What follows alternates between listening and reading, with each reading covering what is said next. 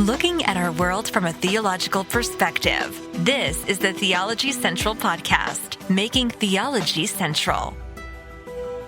Good morning, everyone. It is Thursday, September the 19th, 2024.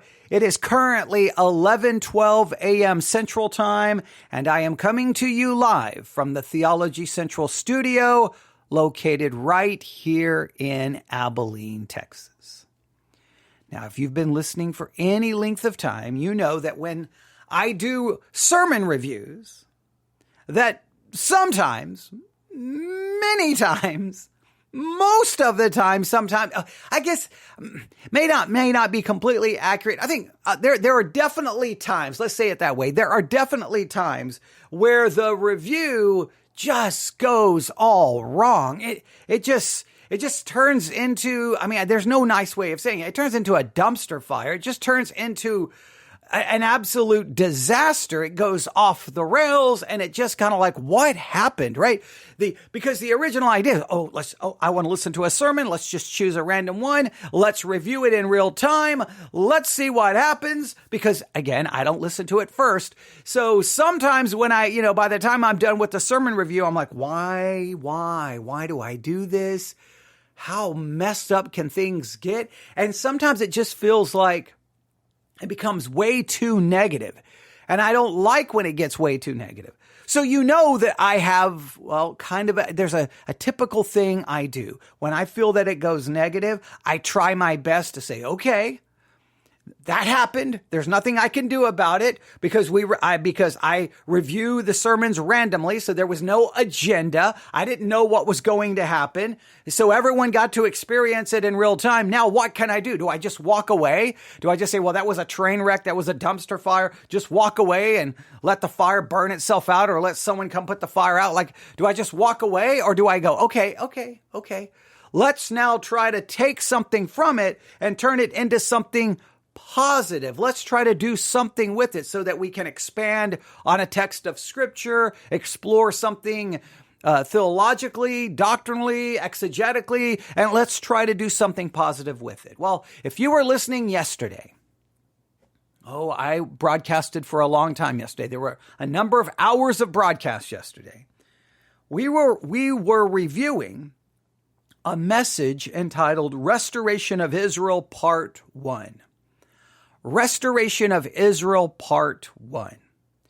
And I obviously, when I started the review, I had forgotten, because I had listened to them before, but I listened to a lot of things. So sometimes you just don't immediately go, wait. That's that program that's basically a radio program, and they have, 10, 15 minute music interlude. They have, 10, 15 minute of prayer request. Like that should have dawned on me, but I completely forgot. So obviously the review kind of went off the rails, right? And it's not even anything that they had done. There's their radio program. I just wasn't ready in the middle of the review to go, oh, wait, guys, here's like a 15-minute musical interlude. Wait a minute. Here. And it's like, so it messed up the flow. It messed up everything. Also, I had no idea that they were just going to drag out kind of like their intro. They just kind of like took forever. Tonight, we will be talking about the restoration of Israel. And they kept hyping it and teasing it. In radio, you call that a tease. They keep throwing out the tease, and it just kept like, okay. So we basically reviewed someone constantly teasing what they were going to do. And then by the time we actually got to them starting to talk about the restoration of Israel, I'd already been broadcasting well over an hour, and it was like, oh man, this has turned into a disaster. But before that first hour ended, we already knew it was already a sign that things were about to get very weird, because we realized that they were utilizing a booklet called The Restoration of Israel, written by Peter Ruckman. And I was like, oh, no. That can't be, the Ruckmanites, the Ruckmanism. It can't be Peter Ruckman, all right? And to say KJV only, that would be the biggest understatement ever. We could get into all the doctrine of Peter Ruckman, and it's a bizarre journey, right? he was prominent in some circles of the independent fundamental Baptist world, but there were many within the independent Baptist world who absolutely condemned Peter Ruckman and said absolutely not. So to say controversial would be an understatement, right? So as soon as I heard that, I'm like, oh no, we are in trouble, right? And there was a lot of statements made that we could discuss, but two statements that for this episode that I want to focus on. They made two statements. One statement was that Solomon in the Old Testament represents Jesus. And I'm like, whoa, wait, what? Okay, so we will explore that. The other one was that King Saul in the Old Testament represents the Antichrist. And I was like, okay. Now, as we continued our review, so just keep that in mind. Those were two statements. Solomon represents Jesus. Saul represents Antichrist. Keep that in mind, all right? So we heard that, and I acknowledged both of those statements and was kind of like, wait, what? Right? And I said that we need to do something with the Saul Antichrist one, right? I kind of made a little statement that maybe we need to work on that. I told all of you that you take a piece of paper, divide it in half, King Saul on one side, the Antichrist on the other, and then see if you can find verses that would, connect the two or something we could do with it, right? So I kind of gave you that challenge, but we moved on. We just moved on because, it's in the middle of a sermon review. So the first one ended. It was a disaster. It was a train wreck. It was just a waste of time from a review perspective. And that's my own fault. But the only way to fix that, again, would be I listen to what I review first. And I don't want to do that because then the reviews come across as having an agenda, being rehearsed, being overly produced, instead of the feeling I want to create. Hey guys, I'm in my studio. It's time for me to listen to a sermon. Come join me. Let's listen to it in real time. We just never know what we're going to get. All right. So the only way to fix it is to turn this into something I don't want it to turn into, because then people can accuse me of, oh, you just pick bad sermons so you can look good. No, I pick random sermons so that I can listen to sermons.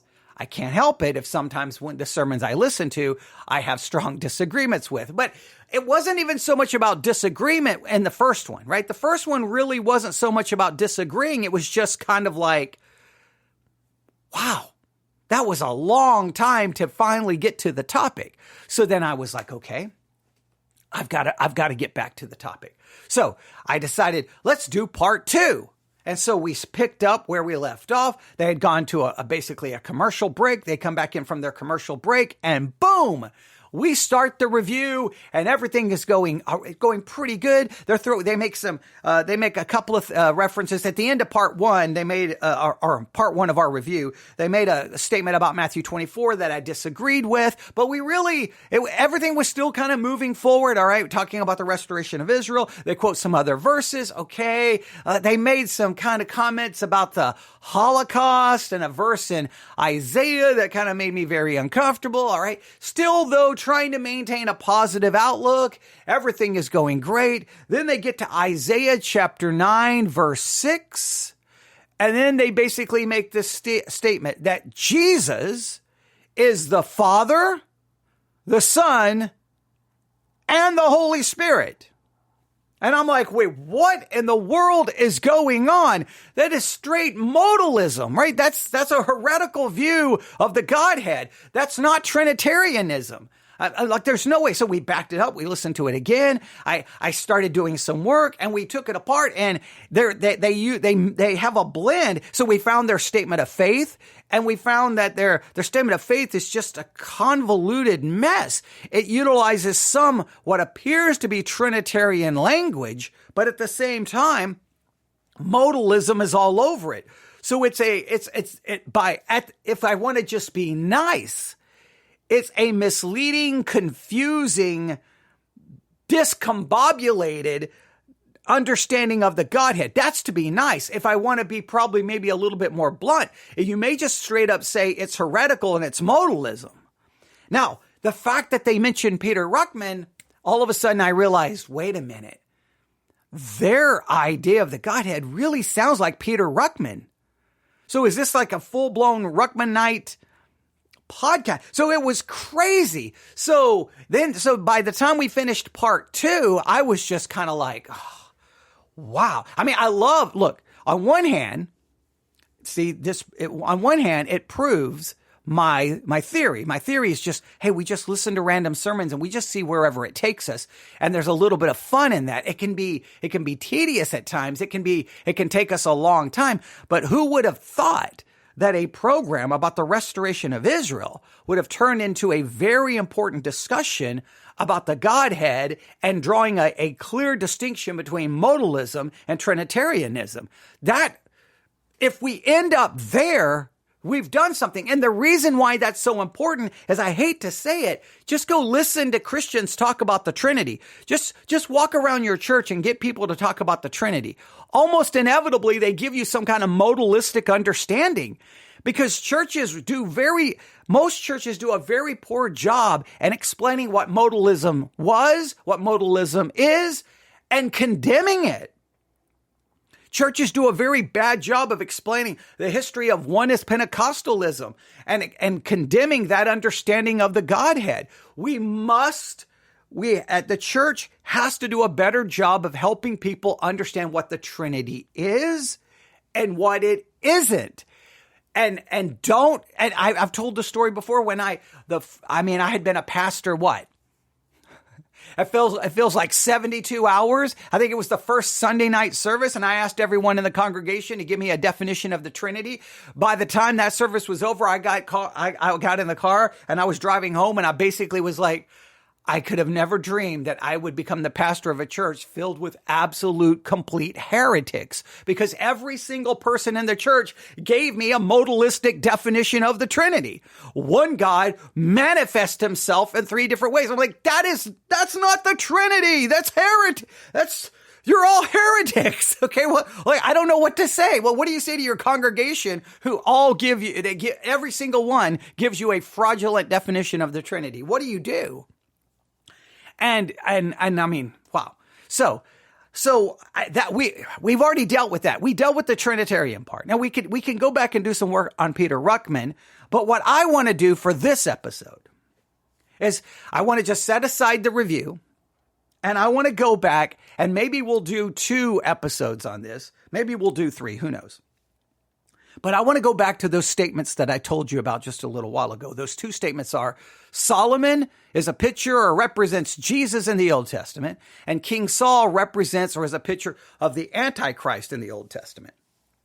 So the Solomon one is already a little just kind of like, wait, what? So I need to do a little research to see how common that view is.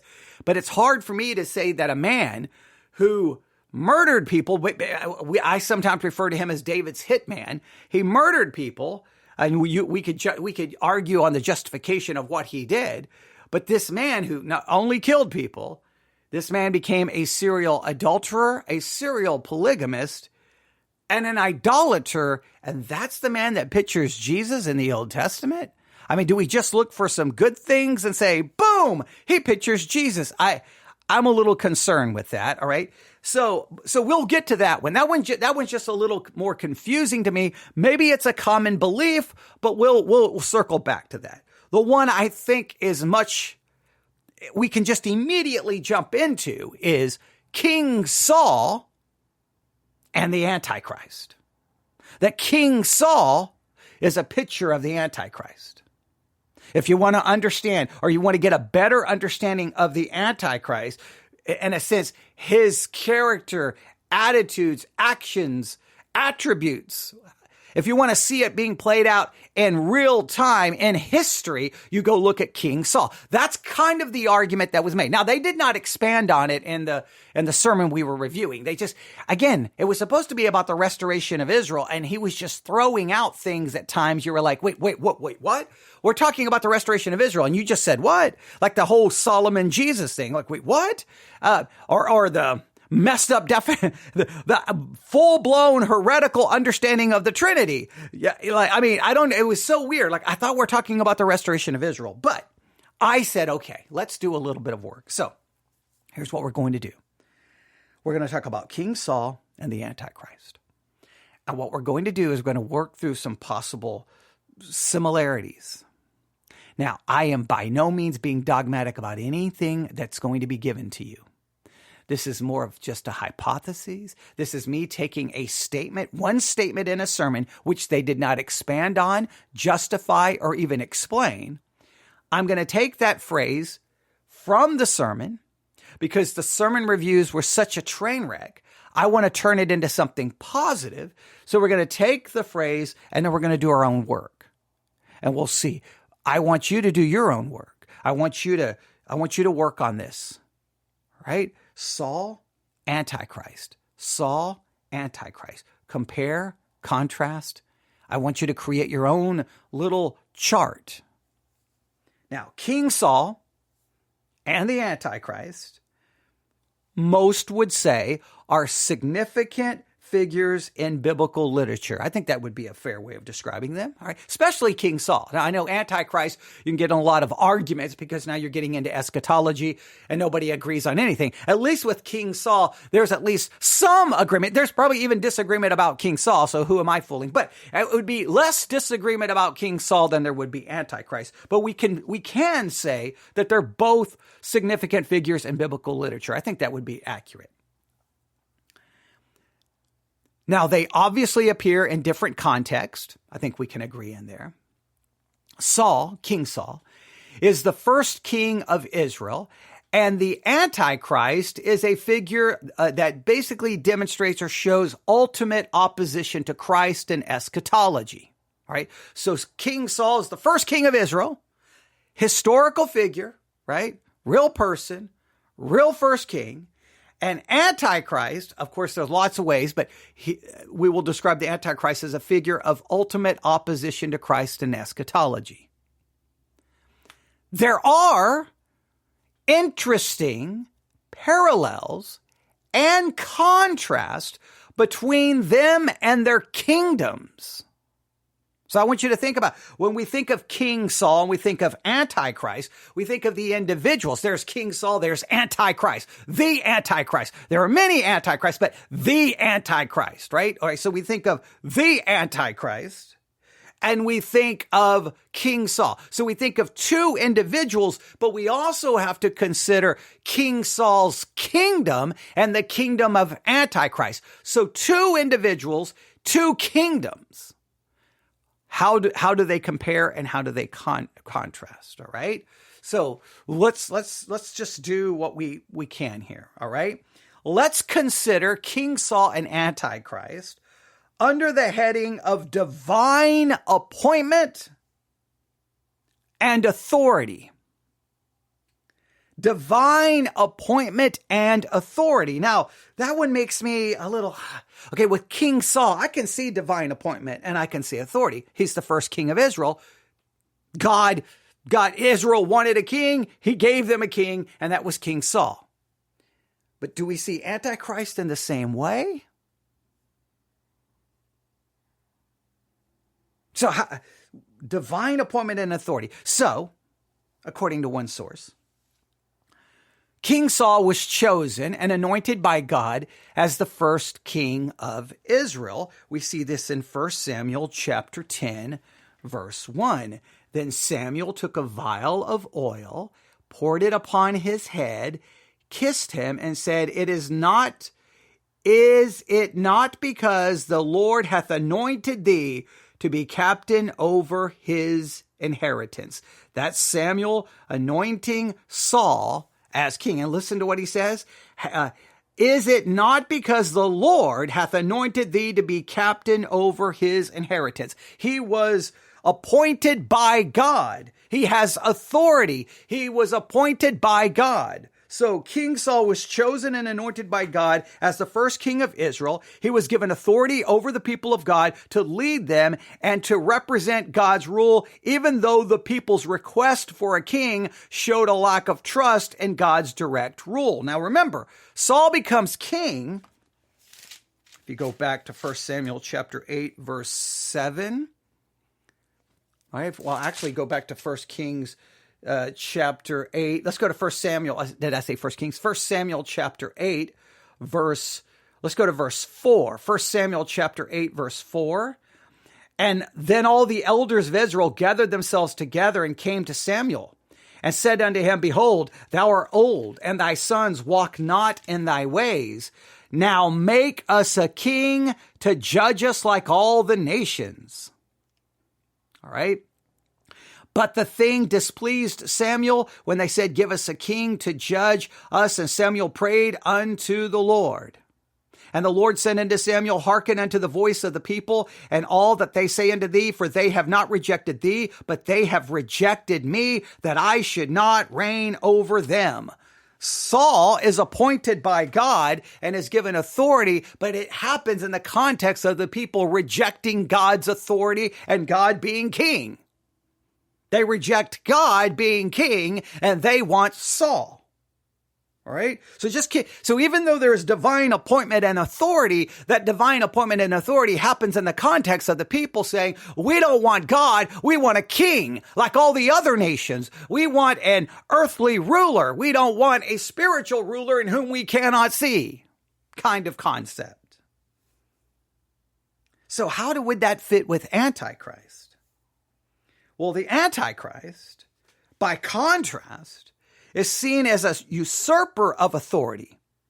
He's empowered by Satan, seeking to oppose and replace Christ's rightful authority on earth. His rule is marked by rebellion against God, not divine appointment. So in this way, they are different, but there's somewhat of a similarity, right? Because Saul becomes king because of the people's rejection of God. Well, the Antichrist seeks to take power by usurping that power.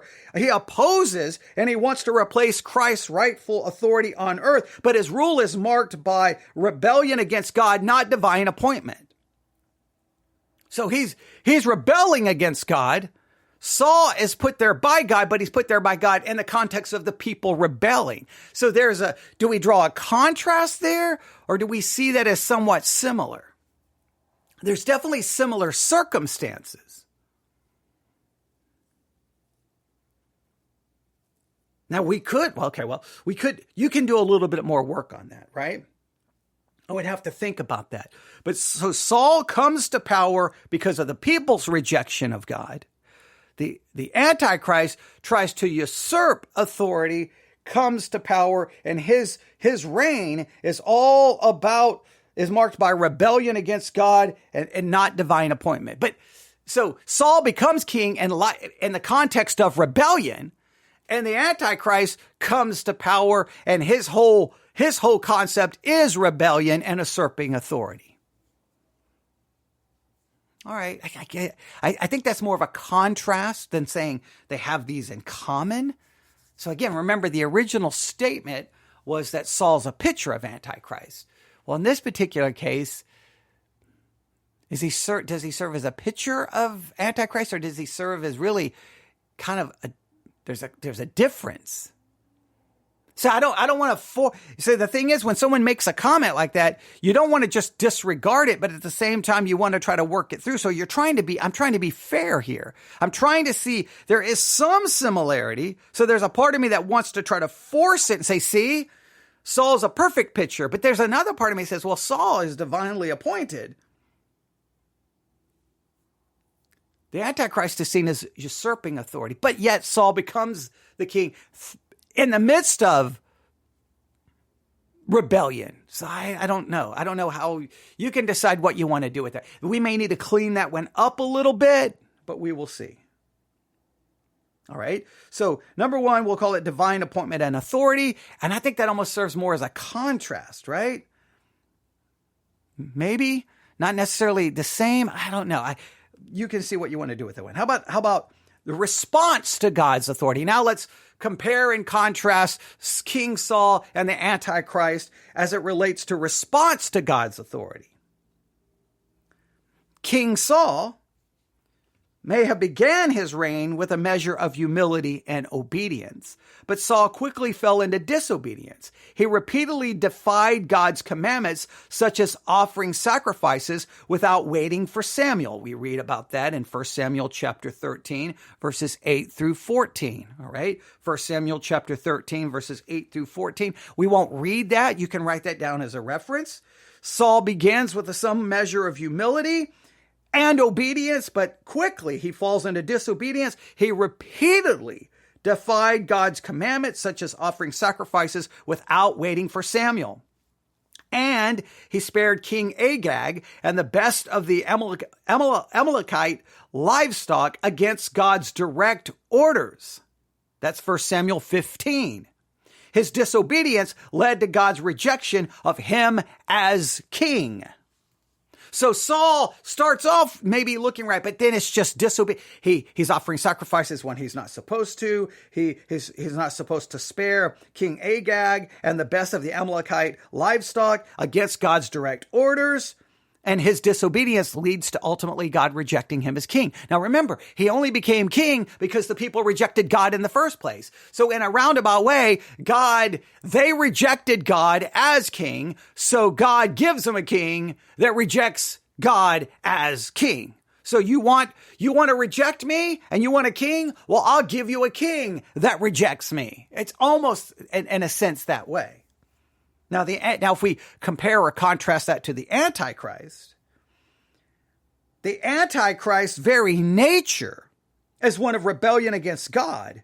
He will exalt himself above all that is worshipped and claim to be God. Now, typically, we could get into a lot of discussions here, but we'll go with the typical passage that many would look at to prove this.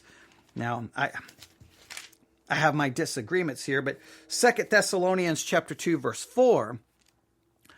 2 Thessalonians chapter 2, verse 4, we read, if we start in 2 Thessalonians 2, verse 1, now we beseech ye, brethren, by the coming of our Lord Jesus Christ and by our gathering together unto him, that you be not so soon shaken in mind or be troubled, neither by spirit, nor by word, nor by letter, as from us, as the day of Christ is at hand. Let no man deceive you by any means, that the day shall not come except there come a falling away first, and that the man of sin be revealed, the son of perdition, who opposeth and exalteth himself above all that is called God, or that is worshipped, and so that he as God sitteth in the temple of God, showing himself that he is God.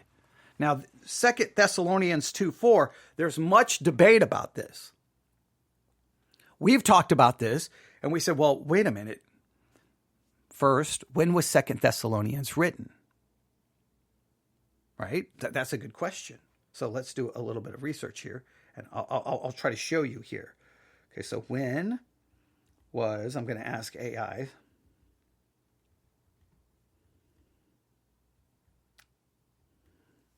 All right.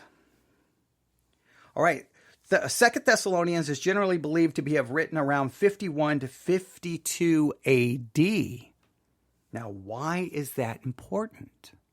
Because is it possible that what's being discussed in 2 Thessalonians chapter 2 is not Antichrist at the end with some rebuilt temple? Is it possible that 2 Thessalonians is referring to someone who was going to go into the temple leading up to 70 AD and showing himself that he is God?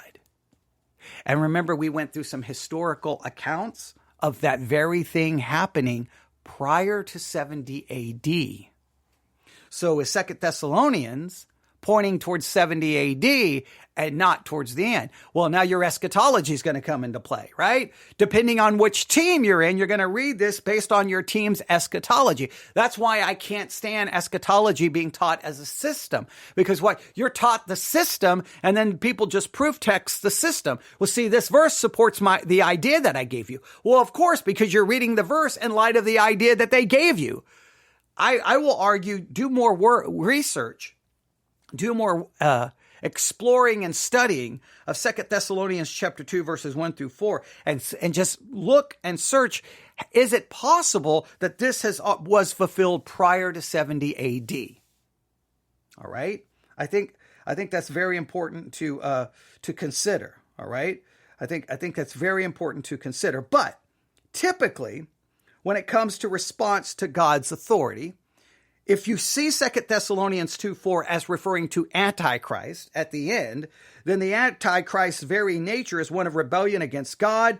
He will exalt himself above all that is worshipped and will be claimed to be God. And this will be viewed as happening at the end. So King Saul ultimately rebelled, and Antichrist, his entire nature was rebellion. And Saul was in many cases doing that which he was not even allowed to do, offering sacrifices, he basically in some ways kind of acted as if he was God. The entire reign of Antichrist is one of deception, false miracles, and blasphemy against the true God.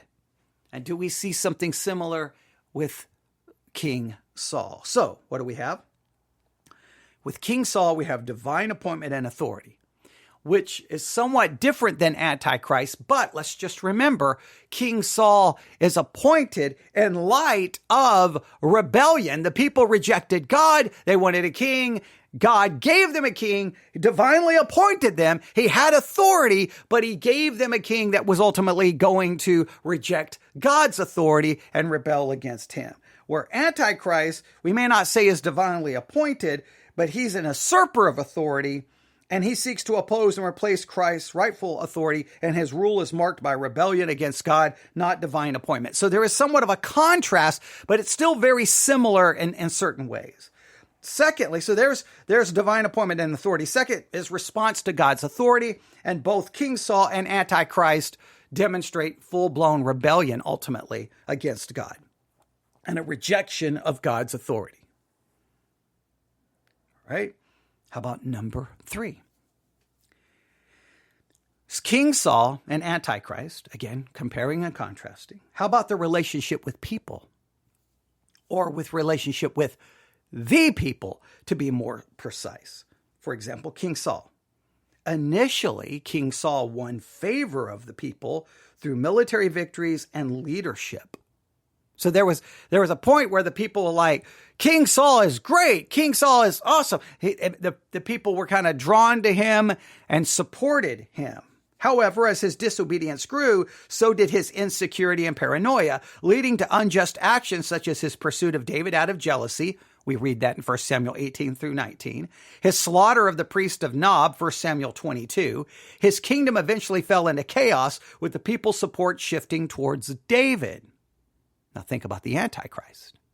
The Antichrist will garner significant global support through deception and a promise of peace, most would argue. Some will point to Daniel 9:27 to support that. Remember, you get to that. Yeah, there's some things in Daniel that can be hard to figure out, but okay. He will be admired by many for his power and apparent success. However, like Saul, his kingdom will be characterized by oppression, ultimately leading to destruction, and those who refuse to worship the Antichrist will face severe persecution. Now, what I think is interesting, though, this is not in my notes. Saul, it gets the people's support.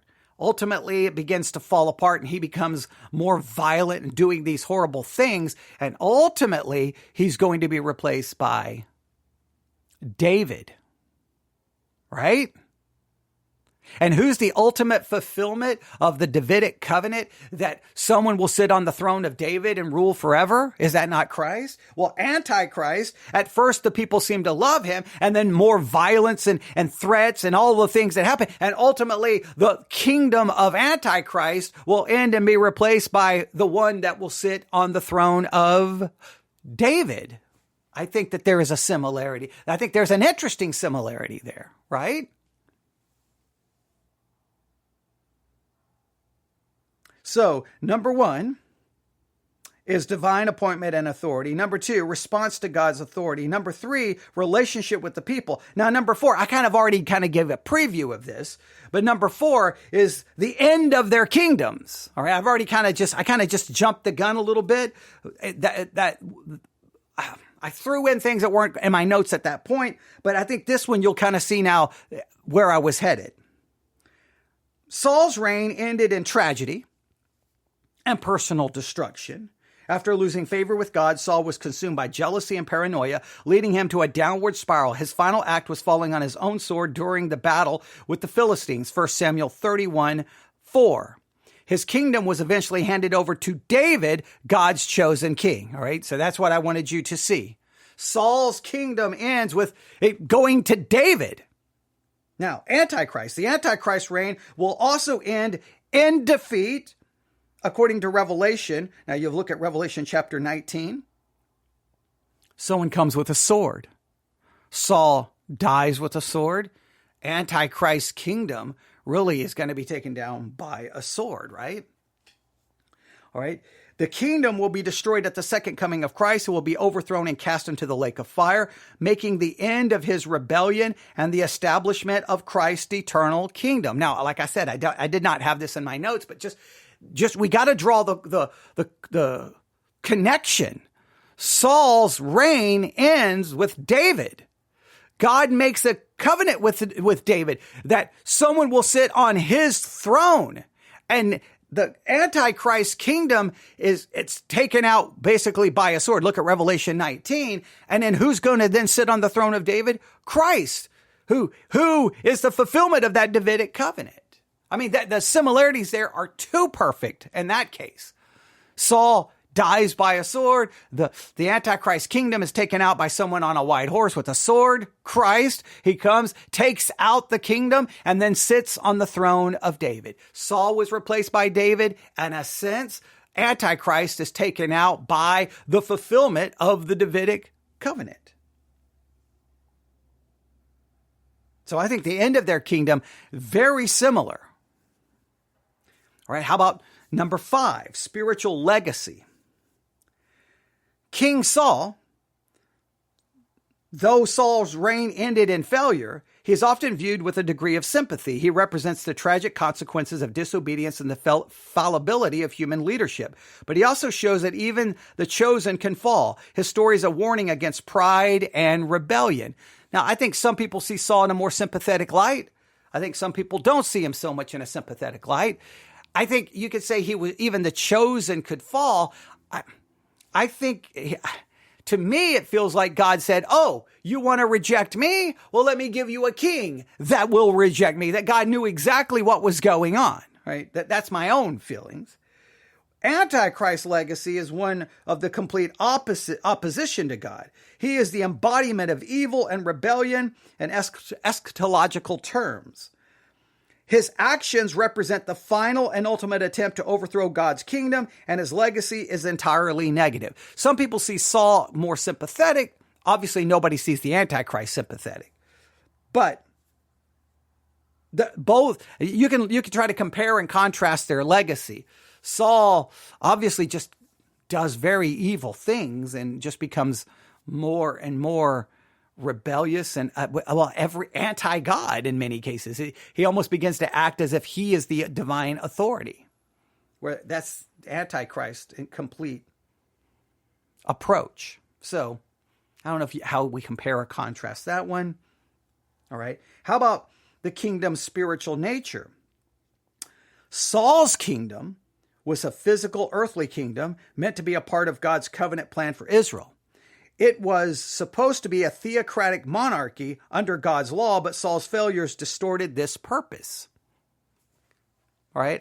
I don't know if it was ever supposed to be a part of God's covenant plan with Israel. I think in a sense, God's like, oh, you want to reject me? Well, this is what you're going to get with earthly rulers.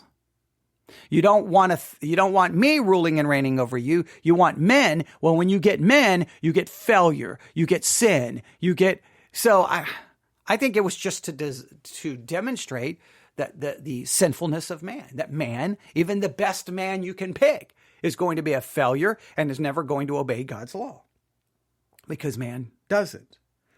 Now, the Antichrist kingdom will be characterized by spiritual deception and idolatry, marked by the forced worship of the Antichrist and his image. It will be a counterfeit kingdom that seeks to mimic the power and glory of God's kingdom, but is ultimately under satanic influence. So do we compare and contrast the nature of the kingdom? Saul's kingdom was more fleshly. I guess the Antichrist kingdom is still going to be fleshly. I guess with a counterfeit spirituality, maybe.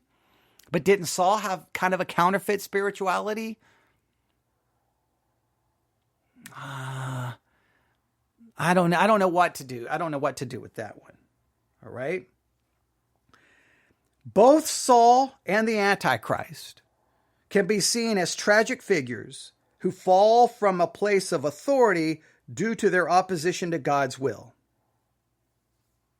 Both ultimately lead kingdoms that end in destruction.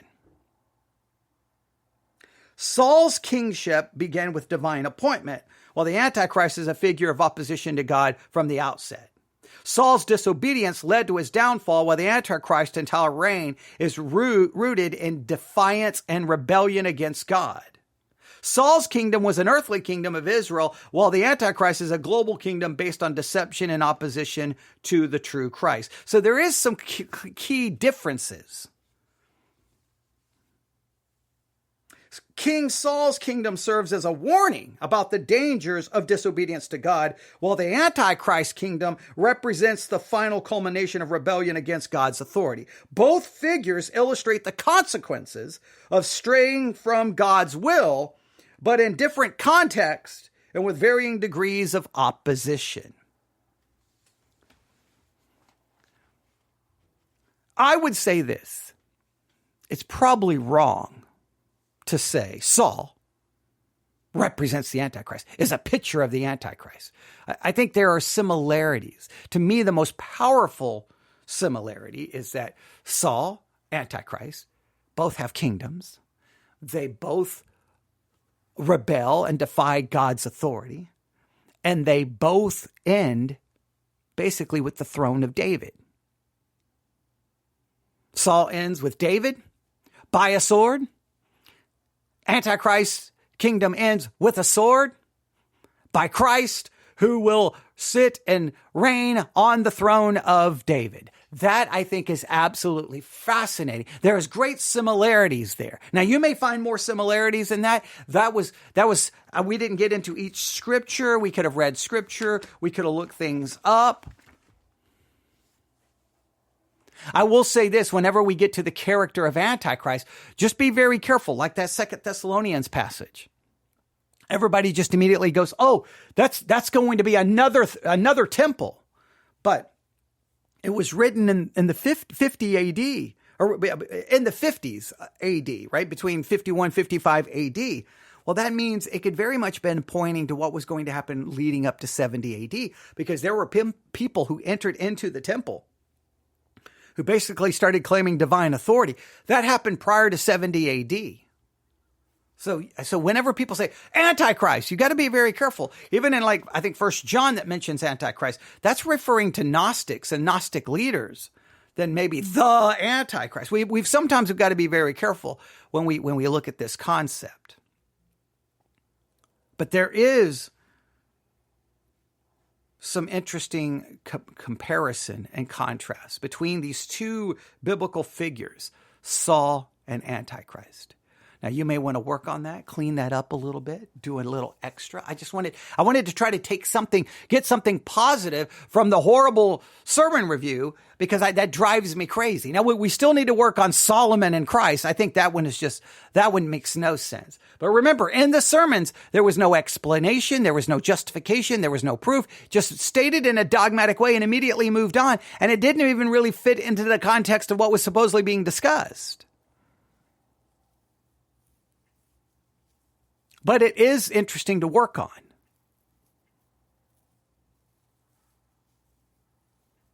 Now, could you not argue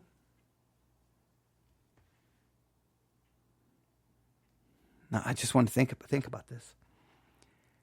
If you look up every evil king, every wicked king of the entire Old Testament, and you put them all together, don't they just simply demonstrate ultimately that, or should I state it this way? When you take all of the evil kings in the Old Testament, isn't the Antichrist just the ultimate fulfillment of what all of those evil kings were pointing to? An ultimate evil kingdom and an ultimate evil king. Not just Saul, all the kings. Now, Saul, his end and the end of Antichrist are so much similar. I do find that fascinating. But I think all the evil kings, all of that evil ruling and reigning, the ultimate fulfillment of all of that, the ultimate climax of all of that is Antichrist. He takes all of what the evil kings and their kingdoms look like, and he then ramps it up another 100%.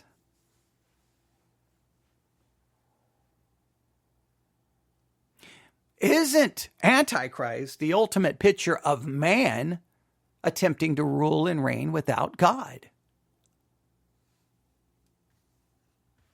I don't know. But I've now handed it to you. So you can give me your thoughts if you so desire. And you can do your own work. Build your own chart. King Saul, characteristics, attributes, actions. Antichrist. Maybe we'll do more work on it. All right, that was my attempt to try to take something from two parts of reviewing one sermon over almost 3 hours of broadcasting that all kind of went bad, and trying to pull something positive from it. Hopefully I was able to accomplish that. Thanks for listening. Everyone have a great day. God bless.